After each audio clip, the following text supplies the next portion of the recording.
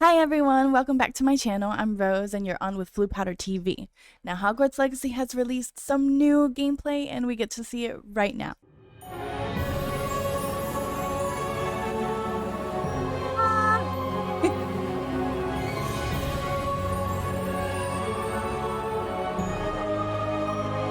It's magic. Magical.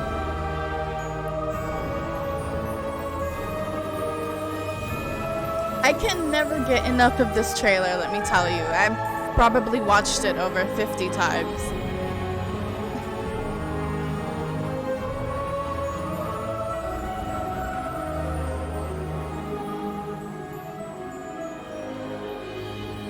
Slytherins are gonna have like the best entrance. You see that?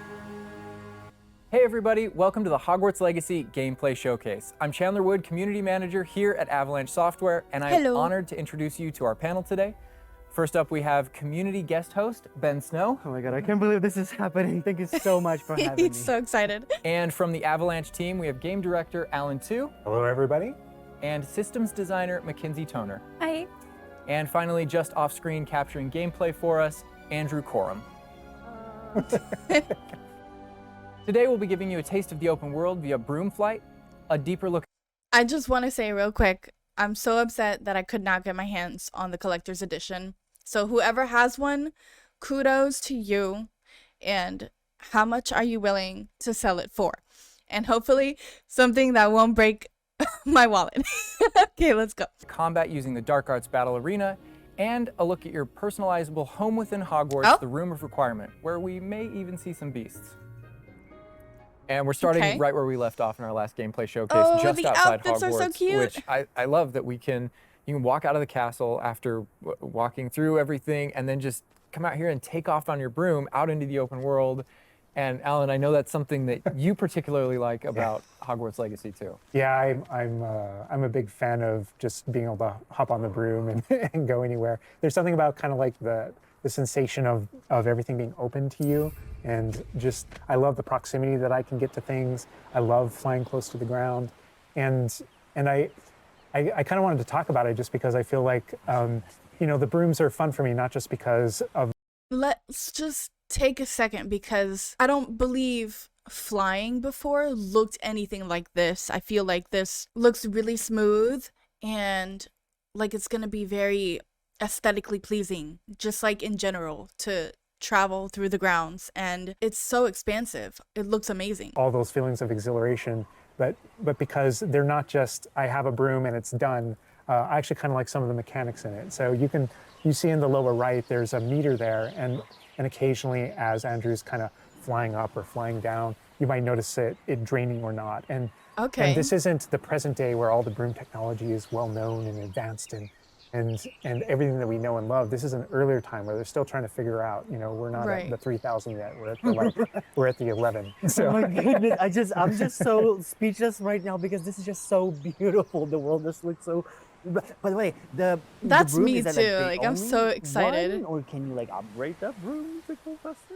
Yeah, so we have a shop in Hogsmeade, actually a broom shop, and so that sells a variety of different brooms. And it was important to us that the player could customize themselves based on their own aesthetic. So they're purely cosmetic, but if you talk to the shopkeep and help him out, he'll actually sell upgrades. Let's go. Yeah, and those upgrades will make it so that where normally the broom, you can only fly, you can only go at max speed. It's kind of like a turbo meter down there. You can only go at max speed without the meter going down, kind of closer to the ground. And as you raise into the air, you notice the meter drop. And so those upgrades will allow you to increase that distance from the ground. And the broom owner at the sporting goods store in Hogsmeade is trying to perfect the broom and get better at it and know it better. And you can participate that and get better and better brooms through that. Wow. And I love that mechanic encourages you to actually explore the world and kind of stay close to the ground. It's not just a travel mechanic, point A to point B. You're not just flying high over everything, although it is beautiful, something I really love doing. But as well, there's lots to explore on the ground, and so kind of keeping you down at the ground level. And to me, it feels like it's got this kind of surfing vibe over the. Oh my god! Like I'm just like I want to snatch the controller from Andrew right now because I want to go to the mountaintop, I'm going to that forest, and to that hamlet. I know we want to go everywhere. No, that's how it's called. I think that's what it is. No, it's awesome. We're actually gonna land here, and I feel like that you. What actually makes me really excited is like watching their faces, watching their reactions, and just to know that this is made by fans for the fans. Like it's so important because you don't want people who aren't a fan of the world to make something for it because they're not going to put in the level of effort and detail like they did. Call it a hamlet is just perfect just because that's what we refer to it as. And so we all know from lore that Hogsmeade is the only all wizarding village within Britain, but we wanted other opportunities to kind of meet other characters out here and to kind of populate the landscape so it's not just So kind of, cool. barren as you leave out this direction and that direction. And so we just imagine these different dwellings, these different smaller locations that wizards might live in out in the Scottish Highlands. And so it's those and so we refer to those as hamlets, and they're opportunities to learn those wizard stories, how those different locations have kind of like learned to live, what their relationships are with characters at Hogsmeade and Hogwarts. And so they're both quest opportunities out here and a chance to kind of get to know more of the area, even beyond Hogwarts and Hogsmeade that we've already experienced. And you'll also notice on the mini-map, like lots of little icons, and each one of those represent gameplay in the hamlets that you can participate in, whether it's a vendor or different puzzles and challenges or different secrets that exist. Each one of those icons are different opportunities for gameplay. And you'll notice that same thing as we venture out into the open world as well. So when you I'm not gonna lie right now, I'm super intrigued by how this dirt looks. You just don't see this level of detail. I mean, like, if I had to compare it, it would be to like a mod for The Sims 4. It's just very detailed and I'm very impressed. You go out into the open world and you see those icons, whether they're on the mini-map or on your map or off in the distance. Those things are opportunities to say, like, I want to increase my inventory capacity. They're puzzles left behind by old wizards, that you can solve that actually grant you those. If you see ruins off in the distance and you visit them, you might find opportunities to actually expand and learn about your ancient magic. Oh. And as you kind of encounter different enemies dotted on the landscape, sometimes those characters, poachers or dark wizards, might be hoarding different magical resources that are valuable to you as you're playing the game. So each one has kind of like a way to connect to our gameplay loops and provide different opportunities. Maybe we could like go up to them and trade, like they'll want something in return for what we're asking for. So maybe something like that, just something to think about. That just kind of reward you for poking around. I mean, I right away want to just cover all of those points on the map just by going over there. Well, we've flown on a broom already, but there is something that we haven't done so far, and that is getting on our flying mount. We're going to hop on our Onyx Hippogriff here. The Onyx Hippogriff is our pre-order bonus. Oh my god, there he just like pops out of the back. Oh wait, you can use it as a horsey? I mean, a horse. A horsey? A horse? Yeah, as a hippogriff, you can totally ride it like a ground mount, and you can lift off into the air. And we tried to make sure that each of those interactions, so the broom's really good at reaching that top speed at kind of. This is really cool, but I'm really excited to get like the Thestrals. That's gonna be where it's at because it's like there's something fascinating about the fact that we can see them because we've seen death, but like other people can't see them. So you're technically riding on an invisible being. Kind of traveling the world as quickly as possible, but sometimes it's really nice to get on the hippogriff because of that ground speed or those transitions. And sometimes it just feels amazing just to be riding around on a hippogriff. Yeah, it really is kind of like I don't know. It's a great feeling being on it, and it's a great feeling managing those transitions, kind of going from run to fly, wings and just look being able to great. go wherever you want. And we tried to make sure that each one of these things that you can interact with have a unique identity and a reason for being.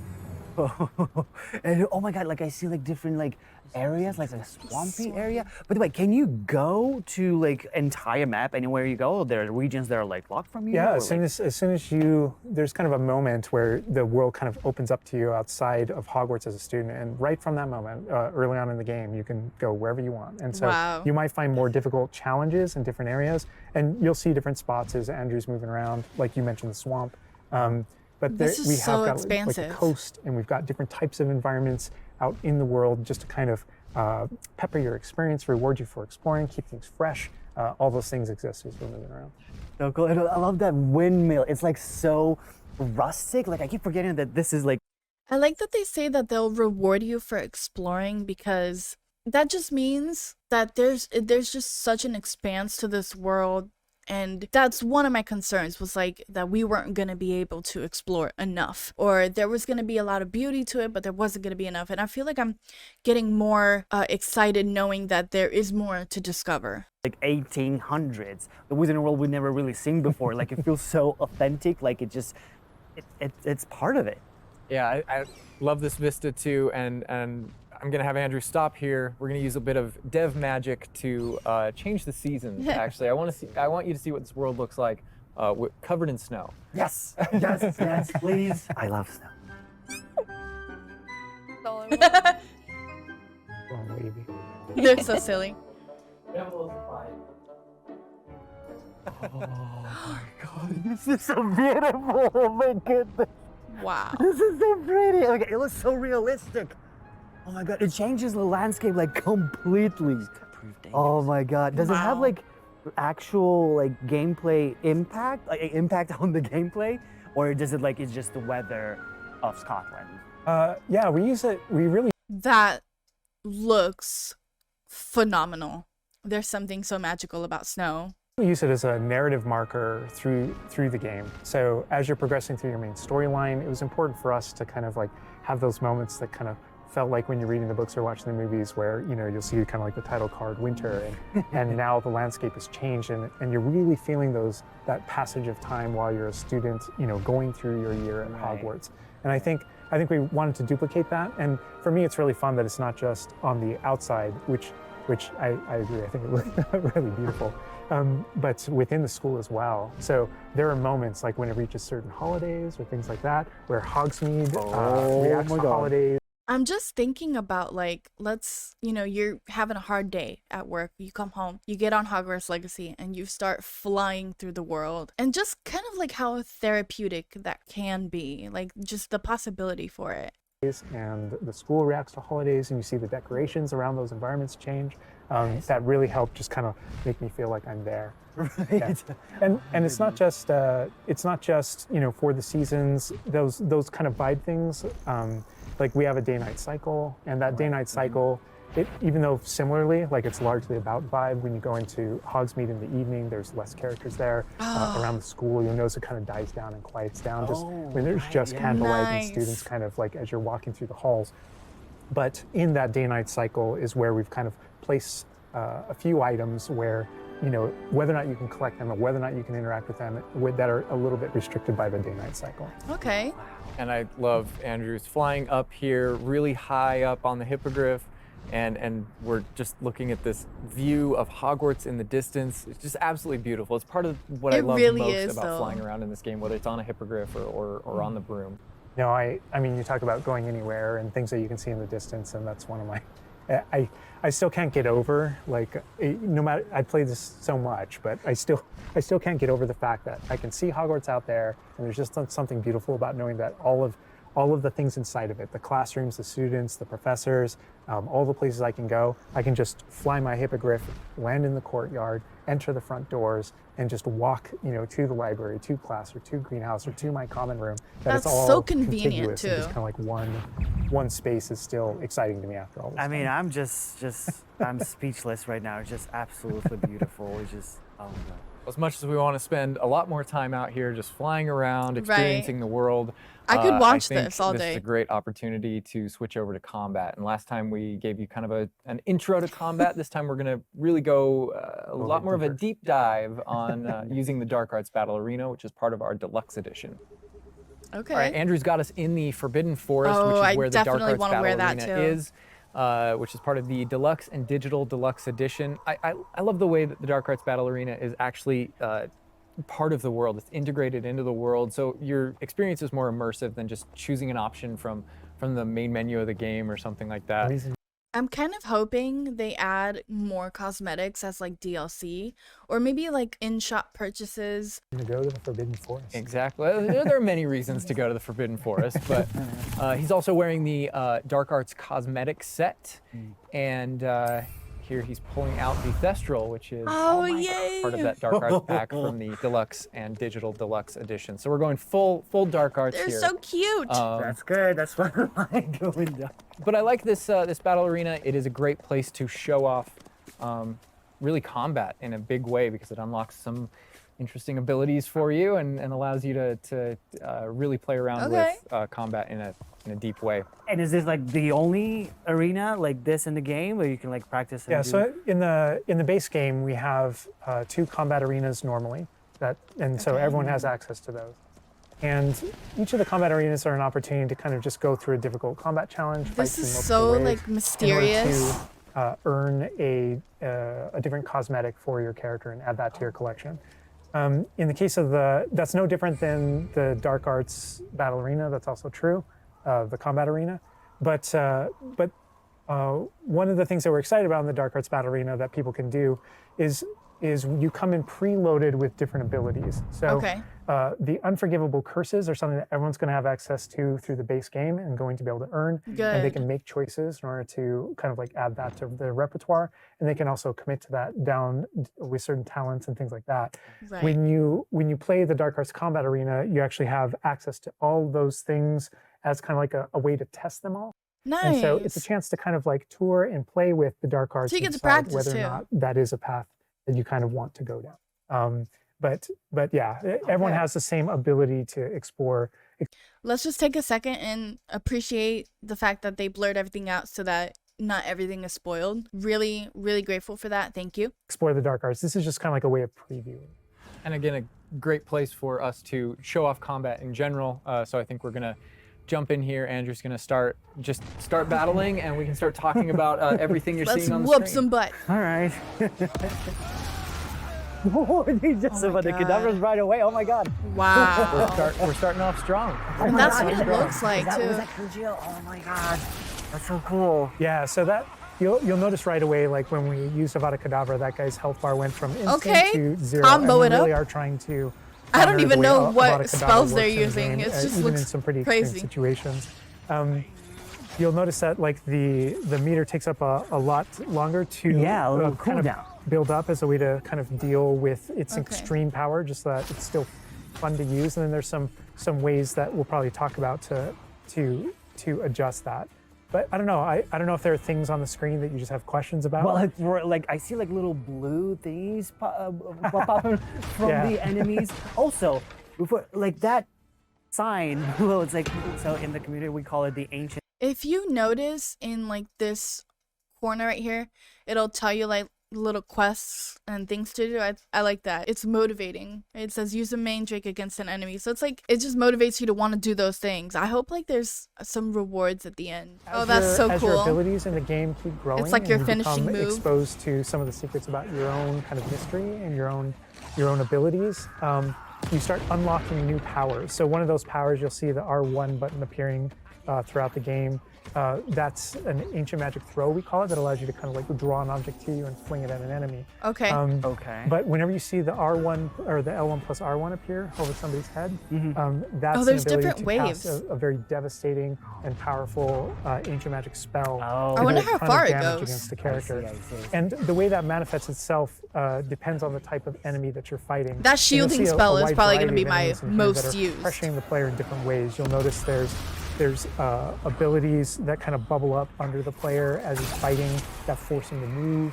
And there's different ways that we want the player to kind of move around on the battlefield. The way Abracadabra looks, it just looks brutal. Like the movement for it, the way the enemy dies, I mean, it's just brutal. And that's actually a good link to the ancient magic meter in general. And the reason why I say that is because as you're doing different things in combat, you're Protegoing and you're doing different abilities and you can kind of spec into it with your talents. There are different ways to get that meter to build faster and faster.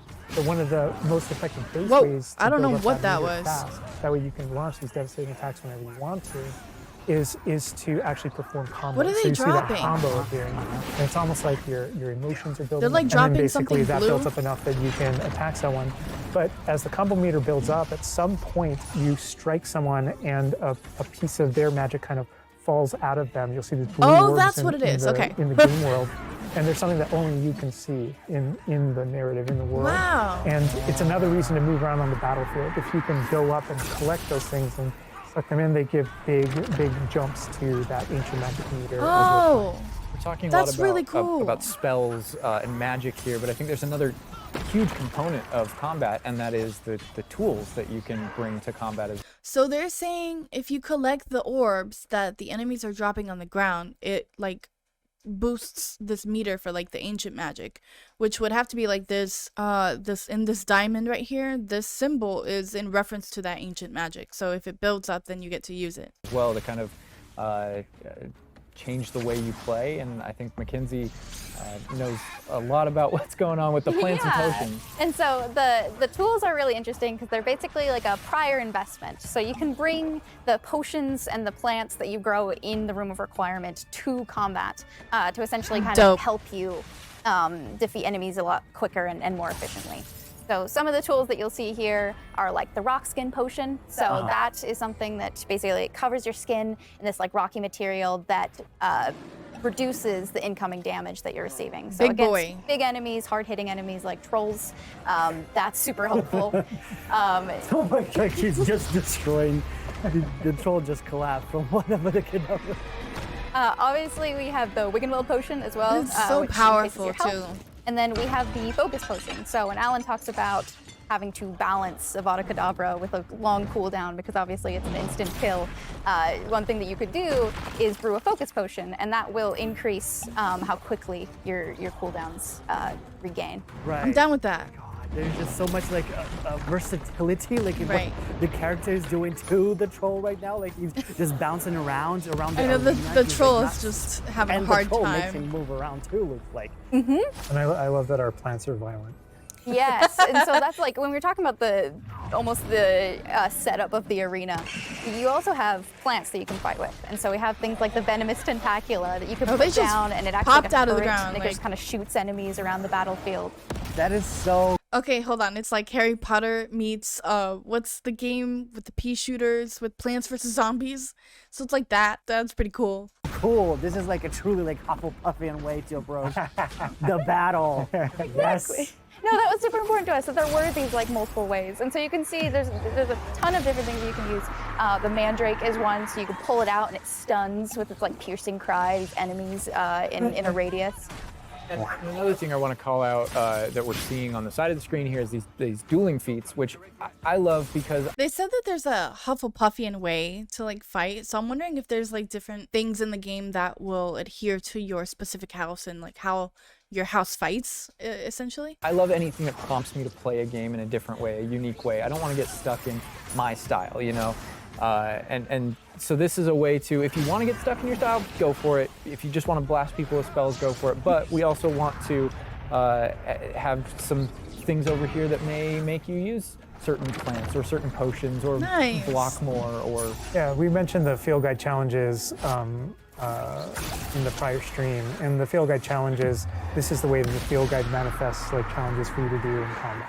And exactly to your point, we just wanted a way to encourage players to explore the different systems, to help them decide, to just kind of practice with them and explore what they want to be, because there really are so many different ways that you can push talents. When you see the green X's on characters, That's right. and that's kind of through your talents you can unlock this kind of cursing mechanic that sort of like The links goblins don't fates even of have a these different chance, characters man. on the battlefield. That way, as you get as you're cursing different characters, they all begin sharing damage, and so we have things like Avada Oh. Kedavra, which is the insta-kill, but if you curse everyone before you insta-kill this one guy, they can all drop dead for that kind of ultimate Voldemort fantasy. That's And so, insane. oh my God, there are dark arts fantasies. There's fantasies about being more of a defense against the dark arts characters, things like that misty step that you see occasionally being used on the battlefield.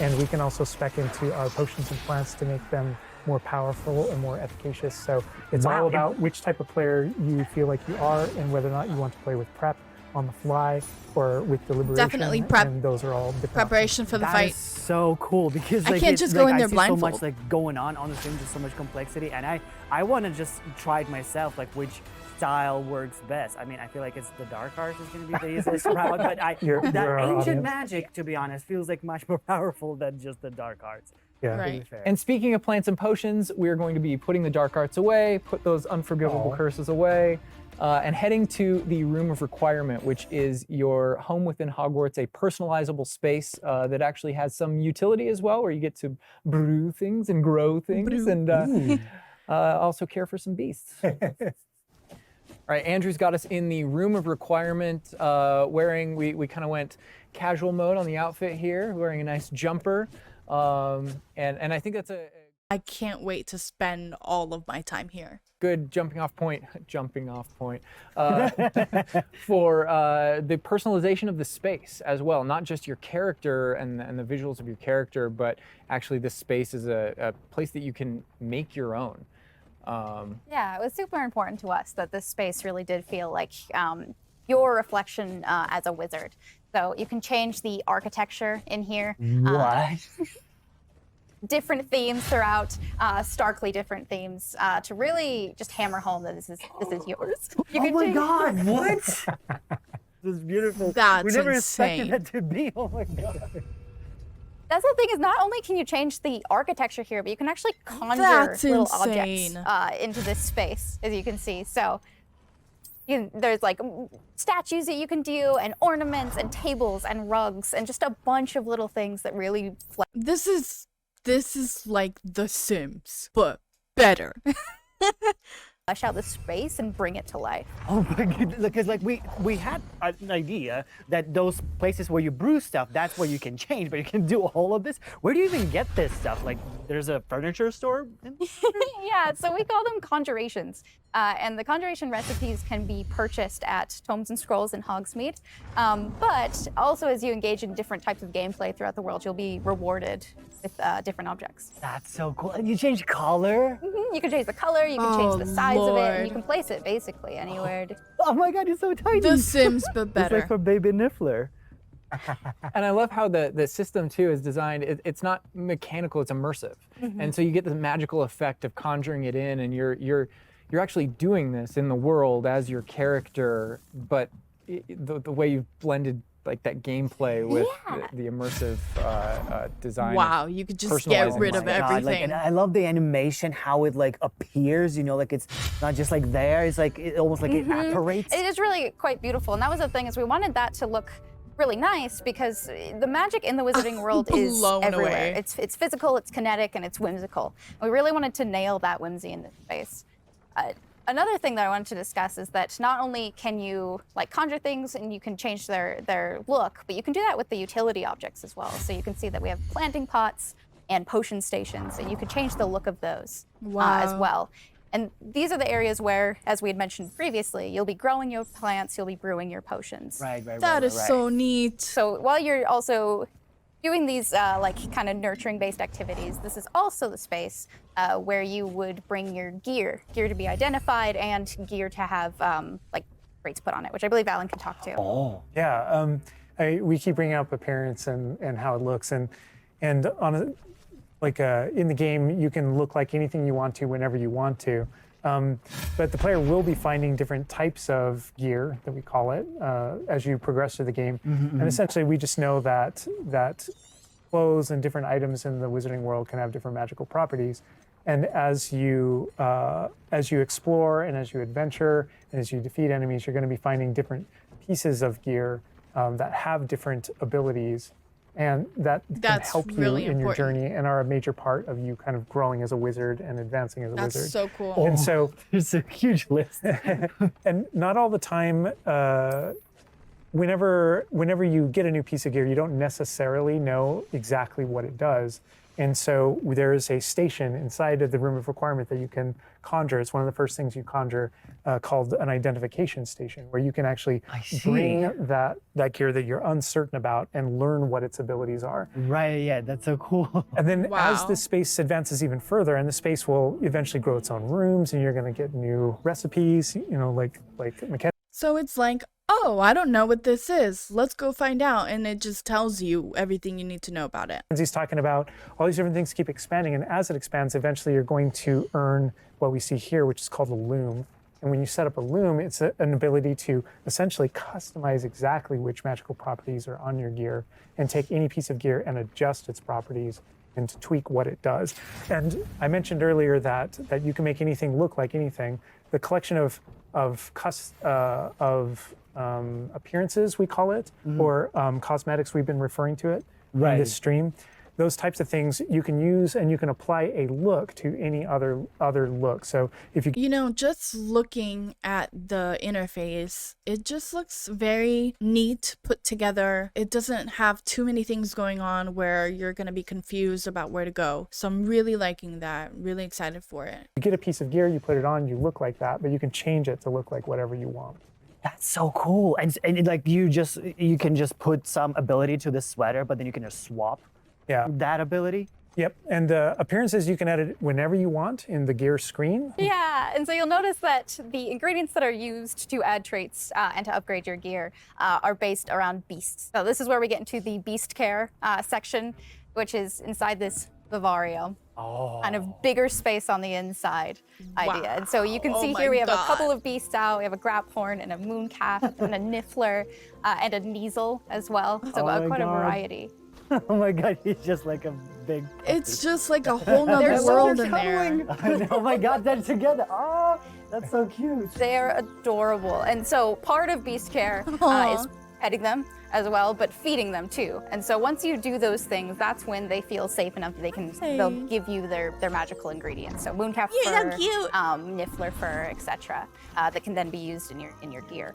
That is like so like intuitive, because like you know that makes sense, because when you touch the animals you get some fur leftovers. That's so, oh my God. Yeah, and we really want to hammer home the fact that this is like a home that you're making for them. So in the overland you can find these beast dens and rescue these beasts. Part of doing so is brushing them and feeding them food as well, and to build that relationship with your beast. It's so beautiful. In addition to be able to care for beasts, you can actually conjure things in this space as well. The house, the cottage. Yeah, right. And so we have like you a lot can't of little just do ornaments this. in On this top of area. doing and that, a lot you of could do them this too. are purely cosmetic, but they look really cool. Again, it's the personalization of this space. Wow. Oh my goodness, no, this is like, I'm gonna spend 8 hours There's just just designing this no- whole area to personalize. This is like cool. It's like you have this. There is not enough time in the day for what we'll be able to get to do in this space. I mean, it takes me 4 hours to build a house in The Sims and like to finish decorating it. Actually, even longer sometimes, depending on how big it is. I'm scared to know how much time I'm willing to put into this. Little play area, like a personalized fish tank, so to say. Just for the creatures. I love it. Yeah, no, totally. And there's like a decoration aspect, but there's also, we were saying inside as well, is there's a utility aspect to it too. So one of them, for example, is the food processor, which allows for the beast in the space to automatically get feed, so you don't have to do it manually. And so you're really building the progression for yourself here. In addition, there's also a toy box where you can play with your beasts. You'll see here, yeah. So you can, there's a bunch of toys in it, and each beast has their own favorite toy. So as you can imagine, the mooncalf really likes the moon ball, or the kneasel. I like that you get to feed the animals automatically instead of having to do it manually, but I'm wondering if like maybe later down the line they could do rewards for doing it manually, or like there's a level of bond that is, that you can create by doing so. It's like a little cat really likes to chase the yarn ball as well. Right. And they're super cute. Oh my God. Watching them, it's so cute. And the big thing we really wanted to hammer home, Kneasel is like a little cat really likes to chase the yarn ball as well. Right. And they're super cute. Oh my God. Watching them, it's so cute. They are so adorable. The big thing we really wanted to hammer home is that the world is a dangerous place. And so by going and rescuing these beasts and bringing them back here and caring for them, you're really helping them out. There's poachers in the overland who want who hunt these beasts for their material. So instead, you're caring for them. You're giving them a home. Aww. Oh my God, this raphorn is just gigantic. I know, that's but huge. He looks like my dog. We can't say my dog right now for sure. You could actually name them as well. So like your dog. Yay! So getting back into that personalization, we didn't want you to just like throw in, oh, here's a graphorn in here. Like this can be named whatever Andrew's about to name them. Bruce. The good name. Bruce. You know, we've created this really nice space, and you can get additional vivariums, correct? To different kind of Oh. aesthetics and looks to where you're keeping Yeah. your beasts and caring for Oh, them. you can get Progression is a big part different of the ones. space as well. So as you progress through the story, you will unlock more vivariums. So as you can see, this one's quite meadow themed, big, open, bright. But there's other ones, say like a swamp that you might encounter. And it's really Wow. a visual effect to and more space for your beast. Oh, so it's like those. So when we're inside the room requirement, there's like on the left, there's that moon glow from one entrance, and then some shrubbery going on in the right. Is that what you're talking about? Yep, that's exactly it. There's just so much customization that it's overwhelming, but in like a great way. But I'm also like just scared of how much sleep I'm gonna lose because I'm gonna be busy doing so many different things in here. Like it's one thing to be able to change the color of a desk and change what it looks like. It's another to be able to change your entire environment and like the trees, the size of it, the bushes, all of it. Ah, oh, you put trees in here too. Oh my goodness. And another thing with the beast care that I think is great, you know, tying back to this same kind of thing that you did with like the broom, where the broom is not just a method of travel, it's actually built in and integrated into the world. In the same way, like beast care isn't just this added element. You're not just throwing it on top. There's really this like narrative and integration to Yeah, everything Everything. connects. What's that so for? as you progress through the missions, you'll expand the space. As you Oh, it's earn Moonstone. resources, you'll go into Hogsmeade and use them to unlock the gameplay here and unlock new conjurations and different things to play around with in the Wow. open world. It's in those different environments, like the different combat and conflicts and bandit camps and different things like that that exist in the overland. Those things are what hold recipes that exist in the loom. So all these things have a way of connecting. Moonstone that you find out in the world is the resource that we use to conjure everything. Okay. That's found throughout the world. Forageables are used for recipes. So really everything's like a cycle and keeps you coming back. But even with the story I love that's that. being told too, I think people know who Poppy is and that she has a particular affinity for beasts. Yeah, I mean, I think everything we're seeing here, you're going to be venturing out into the world, and this is just kind of the tip of the iceberg, even of kind of like your interactions with beasts in that narrative. So, you bringing up Poppy, there are more kind of mysteries to discover and things to discover out in the world that have to do with her and that have to do with caring for beasts. And so different Good. characters have their own stuff that just kind of make this all just kind of like the beginning of your journey. Well, we could spend hours in here, but we're gonna have to end the stream now. What do you think about what you've seen today?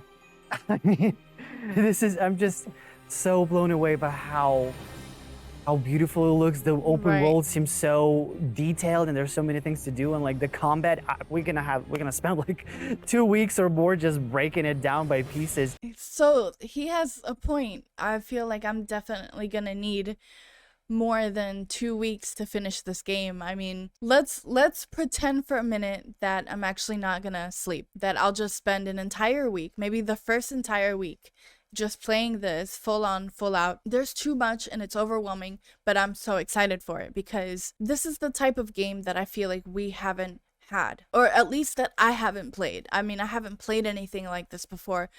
As far as the wizarding world, for them to just put this much level of effort into creating something that we can spend hours in, that we can make our own, we can change the name of the, to match our pets. Like it's just very personable, and there's so much customization, and I'm all about that. And I'm excited to play around with everything, the outfits, the environments, the animals, so we get to pet them, automatically feed them. I feel like there's just so much that they've thought of. I hope that they're proud of themselves for this project, because it just takes a lot, especially like from fans to fans. Like, just be proud of yourselves for this, because I'm super excited to play. I'm sure I'm not gonna have anything but nice things to say about it. I can't wait to see what they do next. So this was absolutely amazing. I'm blown away. The game comes out very, very soon. I mean, February is right around the corner. I know I'm not going to get any sleep. I know you're not going to get any sleep because we're going to be too busy customizing and just doing a bunch of things within this game, and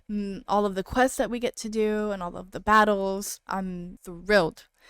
So hit that like and subscribe button, and I hope you like this video. Leave a comment of what you like the best, and I'll see you next time.